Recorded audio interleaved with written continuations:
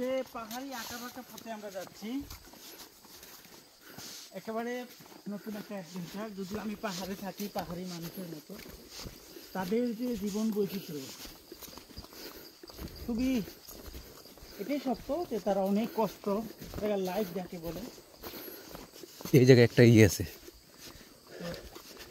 এরকমের মানুষের সাথে কাজ করতে পেরে আমার শ্রীমঙ্গলে 12টা পুঞ্জি আছে, প্রত্যেকটা জায়গায় আমরা যে কাজ করি খুব ভালো লাগে। তো আমরা 17টা পুঞ্জি, আবার বড় লেখাও প্রায় 17 থেকে 18টা পুঞ্জি। একদম দূর দেখুন, সব দিকে পাহাড়, আমরা কিন্তু মাঝখানে রয়েছি। এটা পৃথিবী, অন্যরকম একটা জগৎ। তো ভালো থাকবেন আর প্রকৃতির ভিডিও দেখবেন। আর প্রতিটা টার্নিং হচ্ছে আলাদা। এই যে এখানে টার্ন, একদম নিস্তব্ধতা।